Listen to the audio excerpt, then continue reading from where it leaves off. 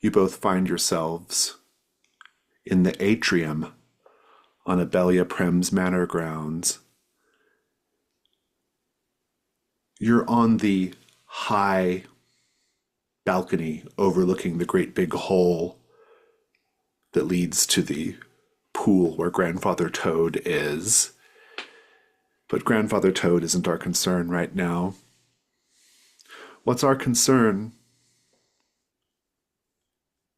is the cleaving of the Lithic Knights.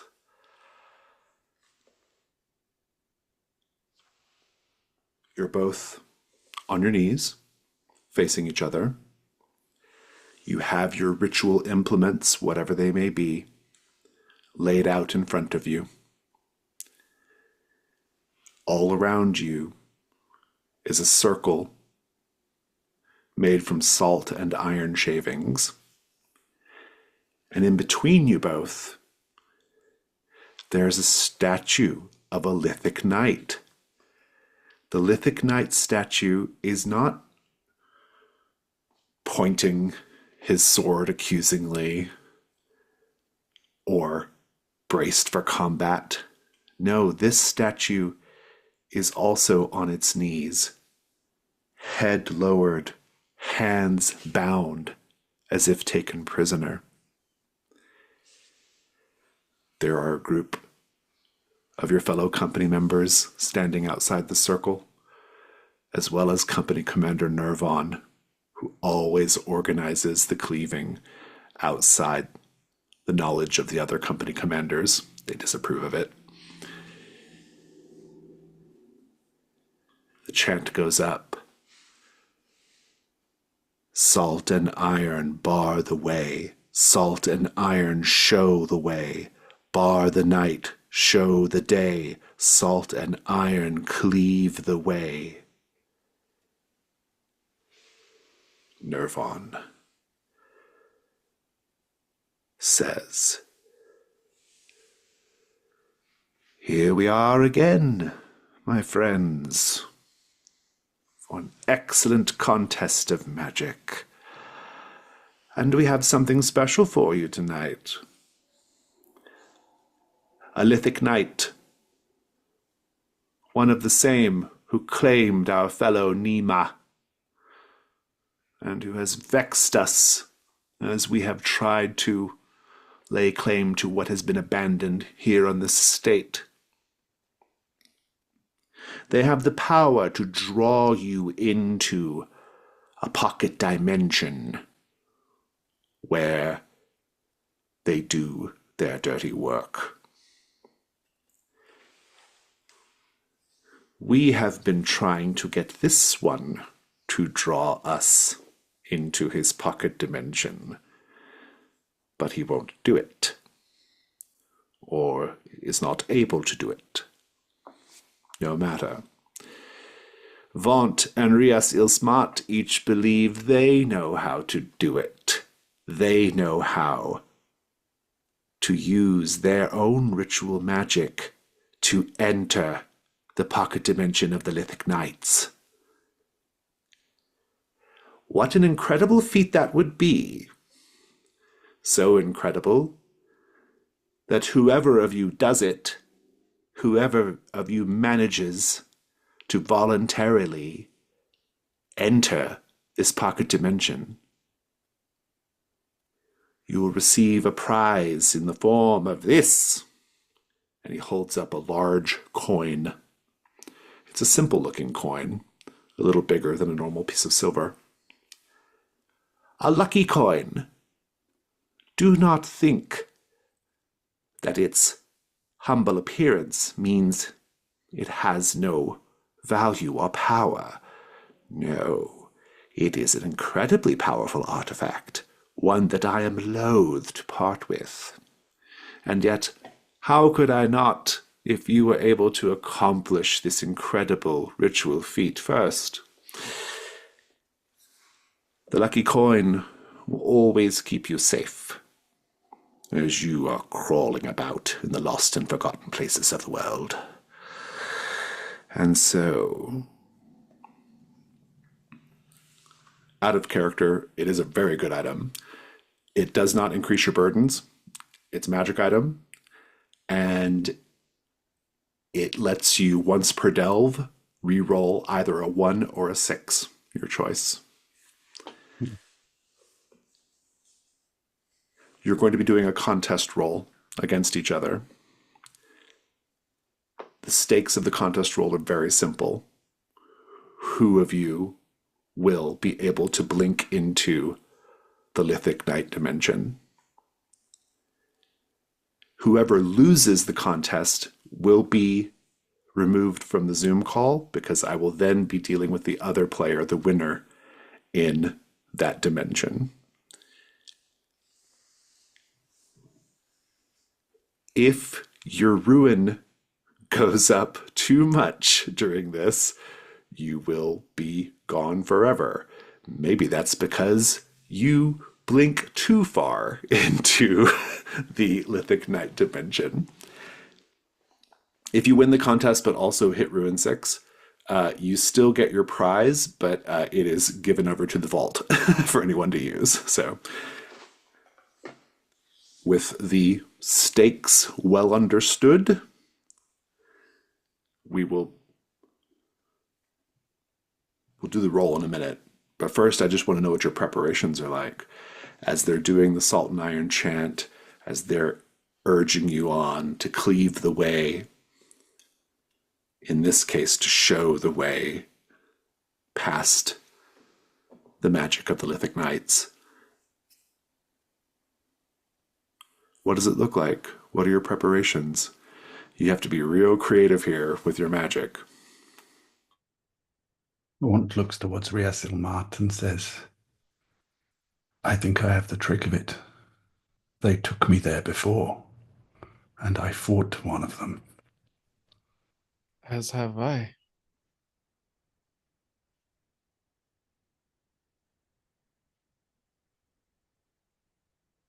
I don't think I've broken any code of theirs or understand how their magic works. This is all very experimental, but perhaps the cleaving, we might achieve great things.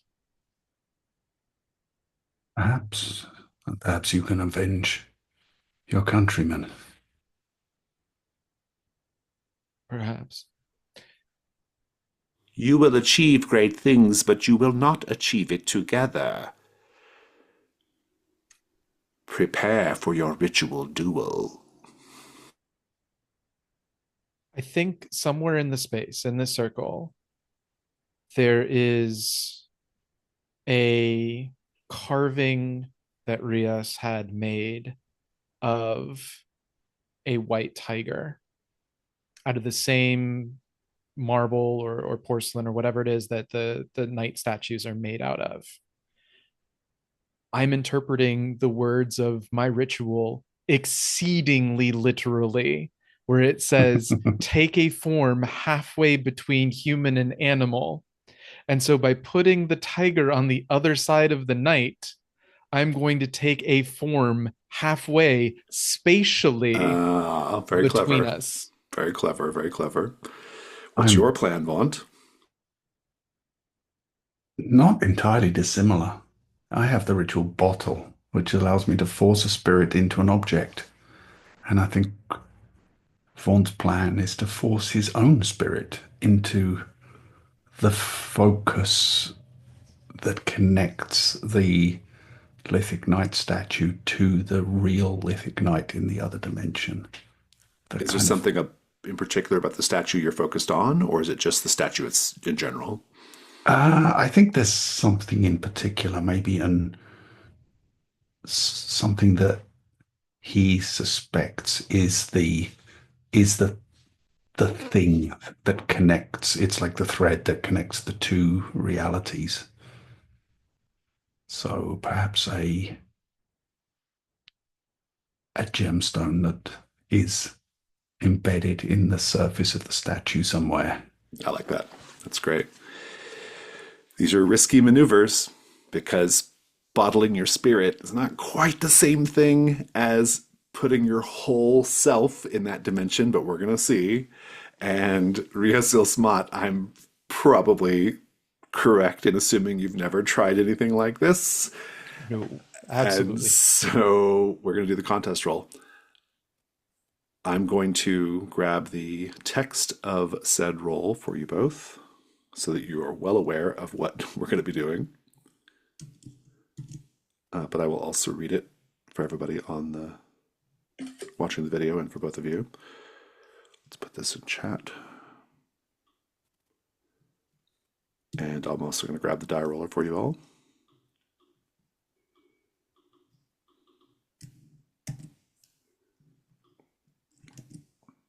Okay, so here's the way this goes.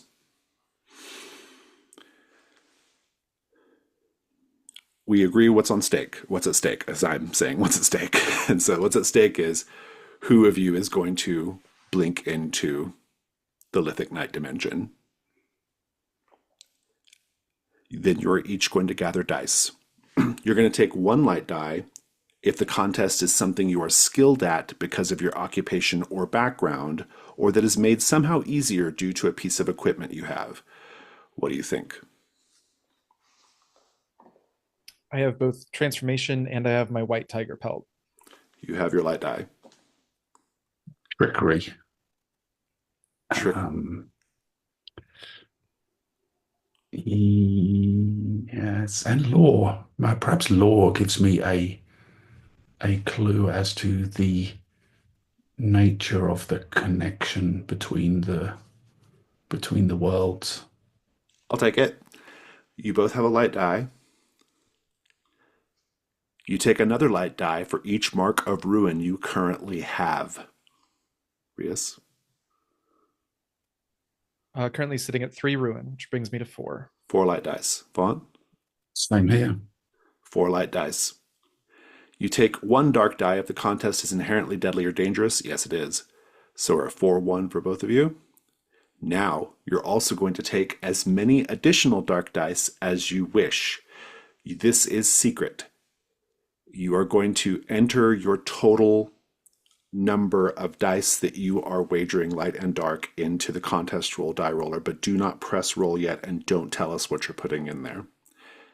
Bear in mind, the winner is whoever gets the most 6s. If any of your dark dice come up 1, you also take a ruin for each one that comes up 1. So contest rolls are incredibly dangerous. The stakes are high, and the prize is really good. Once you have your total number of light and dark dice entered into the die roller, give me a thumbs up. Thumbs up, thumbs up. Go ahead and roll.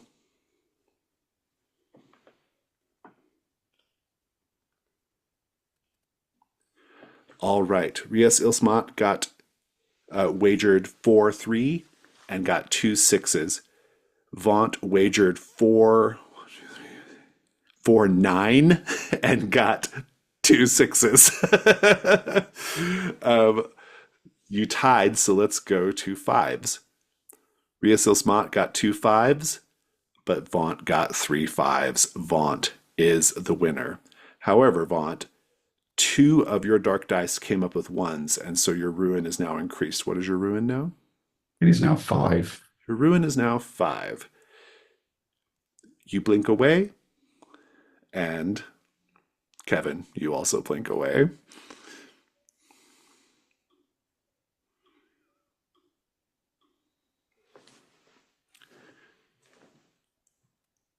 Describe the ritual. You did it. It's an inversion of how Vaunt has used this ritual in the past. Normally the focus is on an object he might be holding, and the spirit is the spirit of something he is facing.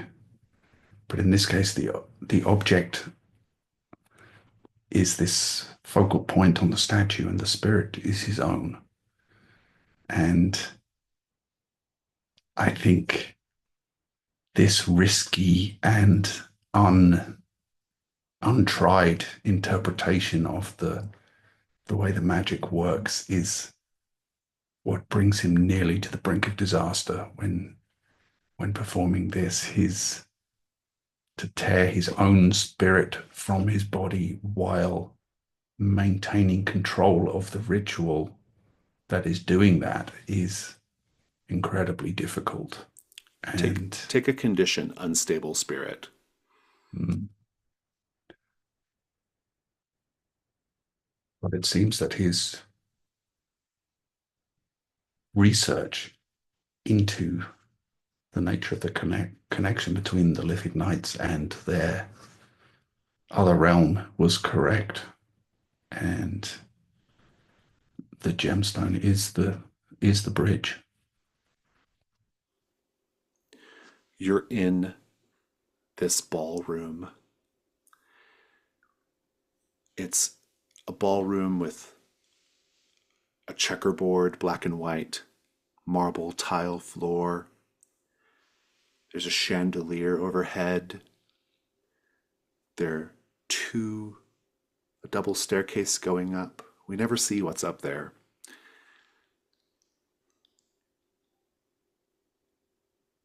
And in the center of the ballroom is a knight, not a statue, a knight, on his knees, head down, hands bound behind his back. What do you do? I think I walk slowly around him because part of what I'm doing is ensuring that my form in this place is as I expected it to be, and that I haven't made myself incorporeal or anything due to the way I got here. And I walk around looking at him and slowly draw my sword. And I Please. say, Please. Please get help.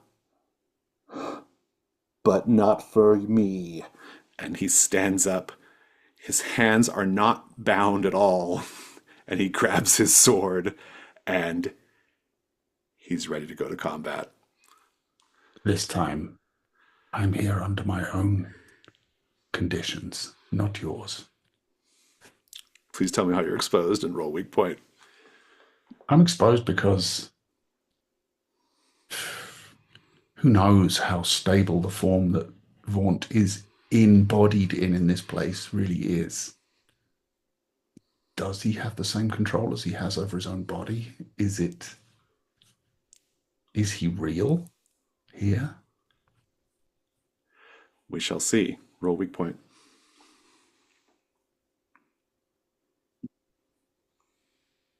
Which one is 4?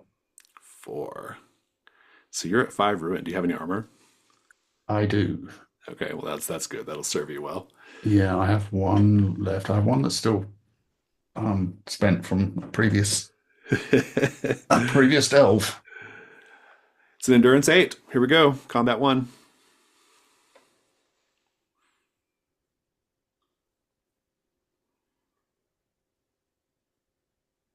Oh boy, I got a 4. So I hit my weak point That immediately. That sucks.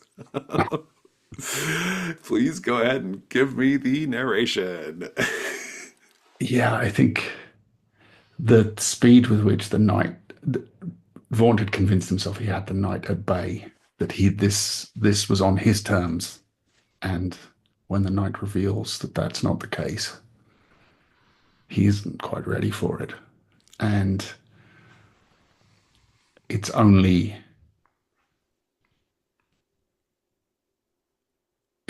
by the hair's breadth that he is able to avoid the knight's swing as it leaps toward him, and I will mark armor. I have to mark armor. You have to mark armor. What does he hit on your armor? Well, the armor I just marked with us was a stiff wool cloak, so I think Tears it or something. yeah, the sword is turned aside from or tangled in the cloak as it swings down at me, and Vaunt belatedly tries to dive out of the way. Combat 2.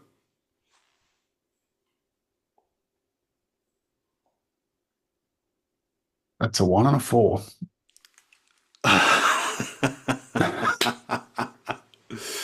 The game is play to win until it's play to lose. Please describe the end of Vaunt. Well, he bottled his own spirit into here. And of course, his primary weapon is normally his bound demon, his bound imp. And that would be a different spirit who is in this case not there to protect him. And although Vaunt is a capable swordsman, he is without his demonic protection no match for the knight. And his sword is much lighter than that of the knight. And as he brings it up to try and parry the blow that it swings at him, it's almost as if his blade is not even there. The knight's sword just crashes straight through it and down, cleaving Vaunt's head in half.